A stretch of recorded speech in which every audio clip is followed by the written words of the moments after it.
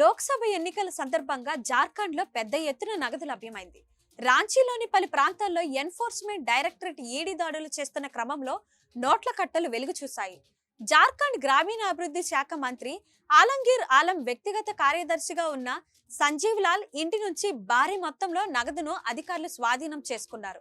కుప్పలు తెప్పలుగా నోట్ల కట్టలు వెలుగులోకి రావడంతో అవి చూసిన అధికారులు సైతం షాక్ తిన్నారు.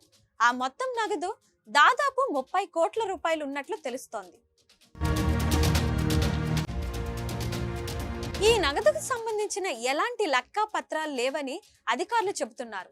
మనీ లాండరింగ్ నిరోధక చట్టం కింద ఫిబ్రవరి 2023లో అరెస్ట్ అయిన వీరేంద్ర రామ్ కు సంబంధించిన 6 ప్రదేశాల్లో సోదాలు నిర్వహించినట్లు తెలిపారు.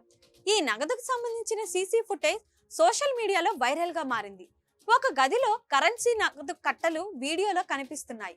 మరోవైపు రోడ్డు కన్స్ట్రక్షన్ డిపార్ట్మెంట్ కు చెందిన ఇంజనీర్ వికాస్ కుమార్ ఆచూకీ కోసం మరో ఈడీ బృందం తీవ్రంగా ప్రయత్నిస్తోంది.